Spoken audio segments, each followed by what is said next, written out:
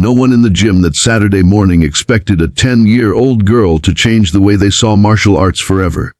She walked in wearing oversized sweatpants, holding her mother's hand, her eyes darting nervously across the mats where seasoned fighters were warming up. No one took her seriously, especially not the confident black belt who smirked, patted her on the head, and jokingly said, "Come on, kid. Let's see what you've got." What happened next didn't just silence the gym. It left even the black belt questioning everything he thought he knew about strength, courage, and heart. The invitation nobody took seriously. The gym was alive with energy. Slapping mats, the thud of punches against pads, the sound of grunts and laughter. It was an open sparring day at the local dojo, and fighters from all over the city had gathered to train and test themselves. Amid the whirl of movement, a thin girl named Emily clung to her mother's arm. Her dark hair was tied in a loose ponytail, and her T-shirt hung awkwardly on her small frame. She had never stepped into a gym like this before. Most of her training came from watching videos on her mother's cracked phone while helping out at her uncle's small corner store after school. Emily's mother, Sarah, had brought her here because she wanted her daughter to feel more confident. The last few months had been rough. Emily had been bullied in school for her quiet nature, her worn-out clothes, and the fact that she never joined in games. Sarah thought maybe martial arts could help her find her voice. But when they entered, the looks began. Some were curious, some were dismissive, a few whispered to each other. And then came Ethan, a tall, broad-shouldered black belt in his late 20s, known for his skill and confidence, bordering on arrogance. Spotting Emily, Ethan chuckled. "What's this? Did someone bring their little sister for moral support?" He crouched to her height, still smirking. "Tell you what, how about you spar with me? Don't worry, I'll go easy." The room erupted in light laughter. Emily froze. Sarah squeezed her hand, about to decline, but Emily surprised her. She took a small step forward and nodded. "All right, kid," Ethan said, standing tall again. "Let's see what you've got." They stepped onto the mat. Ethan barely kept a straight face. "Ready?" he asked with mock seriousness. Emily nodded again. The moment the coach signaled go, Ethan moved forward lazily, not expecting much. But Emily's stance shifted, low, balanced, steady. Her eyes narrowed, focused, almost trained. In one fluid motion, she stepped aside from his reach and tapped his chest with a clean front kick. It wasn't strong enough to hurt, but the precision caught him off guard. A murmur spread through the gym. Ethan raised an eyebrow.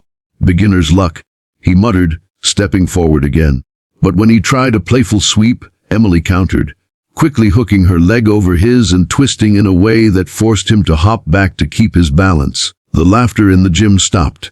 Sarah's hands clutched her bag tightly. She knew Emily had been practicing in secret at night, copying movements from online videos, determined to defend herself after what happened at school, but she never thought her daughter could hold her own like this. Ethan's smirk faded. "All right," he said quietly. "Let's see what you really know." The moment that silenced everyone, Ethan's movements became sharper. No more lazy steps. He was testing her now. Emily's heart pounded in her chest, but her body seemed to know what to do.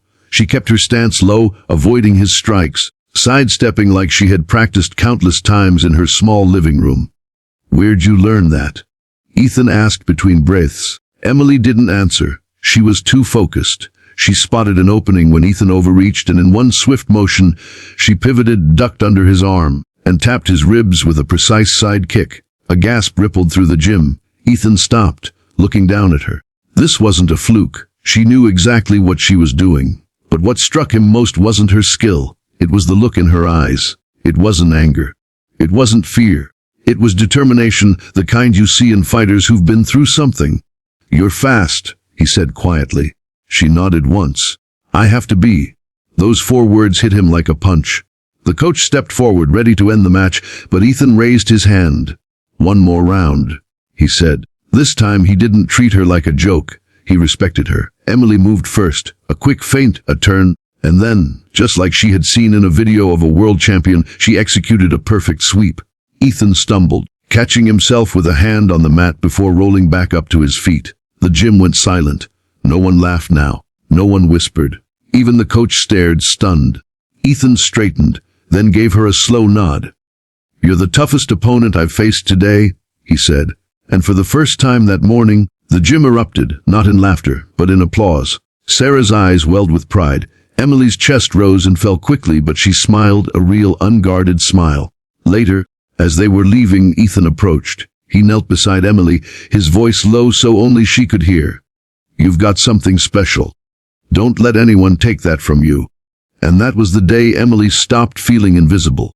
She walked out of that gym taller than she'd ever been. Not because she beat a black belt, but because she proved to herself that she could stand her ground in any fight, inside or outside the gym.